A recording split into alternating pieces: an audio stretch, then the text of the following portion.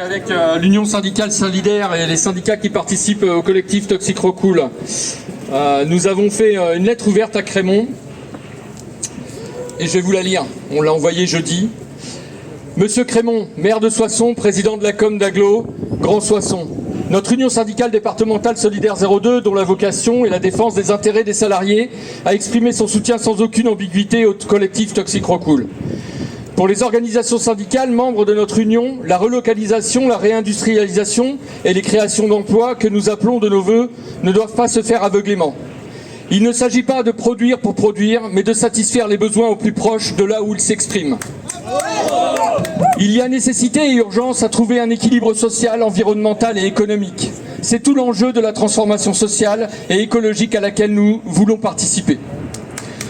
Le projet d'implantation d'une usine Rockwool à Courmel pour la production de laine de roche ne vise pas cet enjeu. Il apparaît comme un projet du passé, dangereux pour les salariés et la population, alors même que les alternatives écologiques dans notre région existent dans ce secteur d'activité des isolants. Le projet d'usine Rockwool dans la cuvette de Soissons et l'exposition des salariés dans les usines de production de laine de roche à ces hauts risques sur leur santé engage la responsabilité de l'employeur et des médecins du travail. Elle exige une attention toute particulière des représentants et représentantes élus en CSE ainsi que des équipes syndicales. L'article 41-21-2 du Code du travail, qui doit orienter les employeurs dans la mise en œuvre des mesures prévues sur le fondement des principes généraux de prévention précise, dans son alinéa 1, éviter les risques. Dans son alinéa 3, combattre les risques à la source. Dans son alinéa 6, remplacer ce qui est dangereux par ce qui n'est pas dangereux ou par ce qui est moins dangereux. Monsieur le président de l'Aglo Grand Soissons, avant que l'employeur n'ait endossé sa responsabilité des effets sur la santé des salariés, c'est vous, en ayant initialement à prendre la décision d'installation de cette usine, qui serait tenu responsable des conséquences sanitaires. Pour notre union syndicale, combattre à la source, c'est combattre votre décision, car la production de laine de roche peut être remplacée par d'autres alternatives plus respectueuses de la santé des salariés et de la population environnante.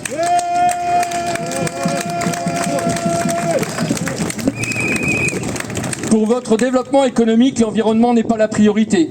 Il faudrait faire des choix urgents pour éviter l'effondrement de l'économie et un chômage de masse, alors que les effets de la crise environnementale sont de plus en plus palpables.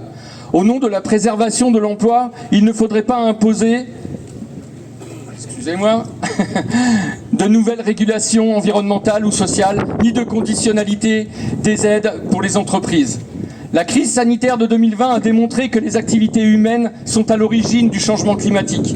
La perte de la biodiversité et sont les mêmes causes, sont les mêmes causes qui nous conduisent aux pandémies. Les impacts dévastateurs du point de vue social et économique s'ajoutent aux impacts sanitaires en touchant davantage les plus fragiles, dont une majorité de femmes.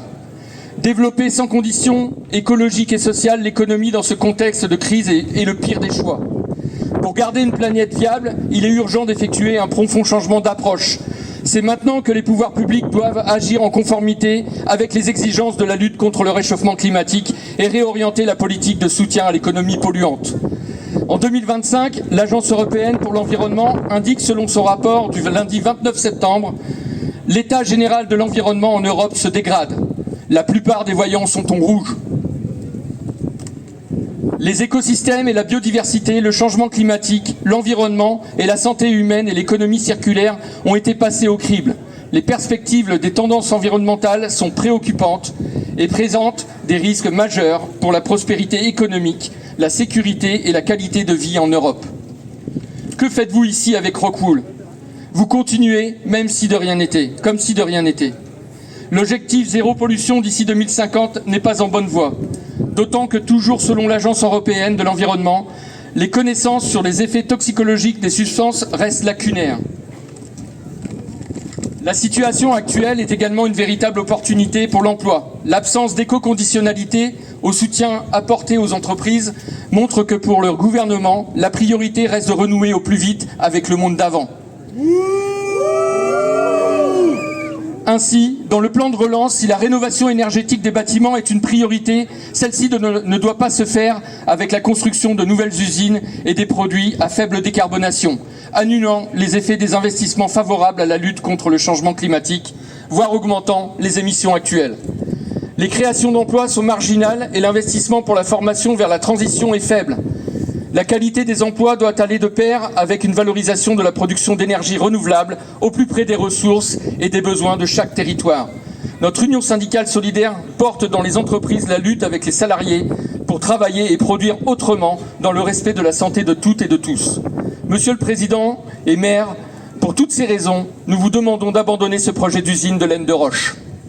Merci.